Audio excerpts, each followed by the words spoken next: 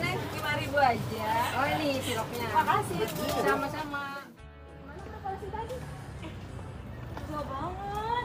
Oh iya, aku biasa aja sih. Kok rasanya gini ya? Kenapa? Kayak beda banget gitu loh dari yang kemarin. Beda banget perasaan kamu aja kali. Kali. Aku mau. Jangan buang dibuang. aja. Sayang banget. Gak boleh dibuang, orang dua sangat masih banyak belum dapat makan tahu. Ya gimana lagi, rasanya beda. Perasaan kamu aja kali, ayo habisi, sayang banget.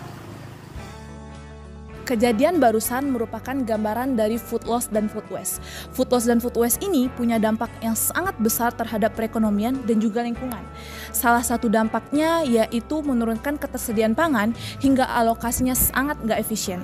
Salah satu solusi yang bisa kita laksanakan adalah dengan penerapan sirkular ekonomi. Nah, apa sih itu sirkular ekonomi? Sirkular ekonomi ini merupakan sistem produksi dan konsumsi di mana berbagai upaya dilakukan untuk meminimalisir penggunaan daya, energi, dan byproduct.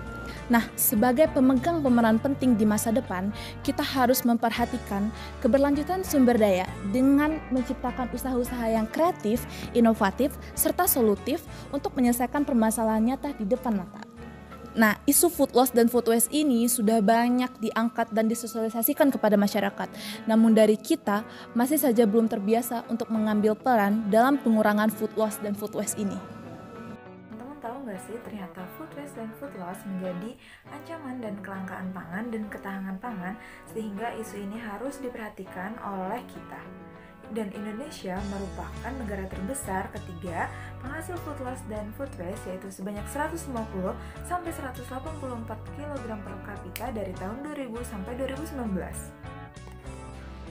Food waste dan food loss ini menyebabkan dampak negatif bagi aspek kehidupan. Aspek yang pertama adalah aspek lingkungan. Pada aspek ini, food waste dan food loss itu menyebabkan terjadinya perubahan pada lingkungan yang disebabkan oleh gas rumah kaca yang dihasilkan oleh sampah makanan. Nah, gas tersebut itu menyebabkan terjadinya pemanasan global sehingga menjadi berubah dan tidak stabil. Aspek yang selanjutnya adalah aspek ekonomi. Pada aspek ini, sampah makanan yang terbuang dengan percuma berdampak pada kehilangan ekonomi pada setiap pasok pangan. Berdasarkan timbulan FLW di Indonesia pada tahun 2000 hingga 2019 yang mencapai 23 hingga 48 juta ton per tahun, kehilangan ekonomi yang terjadi yaitu 213 hingga 551 triliun rupiah per tahun atau setara dengan 4% hingga 5% PDB Indonesia per tahun. Pangan yang berpotensi tinggi dijual namun dibuang percuma dalam jumlah yang besar akan mengganggu jalannya perekonomian, sehingga hal tersebut tuh perlu diatasi. Aspek yang terakhir adalah aspek sosial. Pada aspek ini, makanan atau pangan yang layak dikonsumsi itu sebagian besar banyak dijumpai pada fenomena food waste dan food loss. Hal ini mengindikasikan bahwa terdapat potensi kehilangan kandungan zat gizi baik akibat dibuang dan tidak dimanfaatkan oleh manusia. Selanjutnya adalah aksi nyata yang berupa solusi dari food loss dan food waste.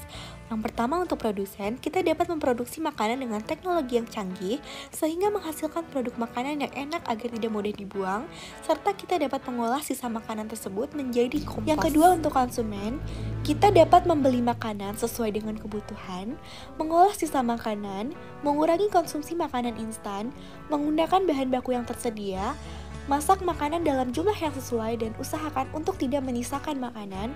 Dan yang terakhir, kita dapat menyimpan makanan dengan baik agar dapat dikonsumsi untuk jangka waktu yang lebih lama, contohnya seperti dibekukan.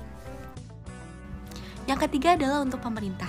Pemerintah dapat berkolaborasi dengan negara-negara lain dalam upaya menekan food loss dan food waste mengingat dampaknya terhadap ketahanan pangan dan gizi. Selanjutnya, pemerintah dapat mengubah perilaku, peningkatan support system, penguatan regulasi, optimalisasi pendanaan, pemanfaatan food loss dan food waste, pengembangan kajian, serta pendataan food loss dan food waste. Pemerintah juga dapat menyediakan dan memfasilitasi kendaraan logistik pangan untuk pendistribusian pangan berlebih dari pendonor ke penerima manfaat. Yang terakhir, pemerintah dapat mendorong gerakan nasional yang disebut dengan Stop Boros Pangan atau Stop Food Waste untuk meningkatkan kesadaran masyarakat tentang food loss dan food waste.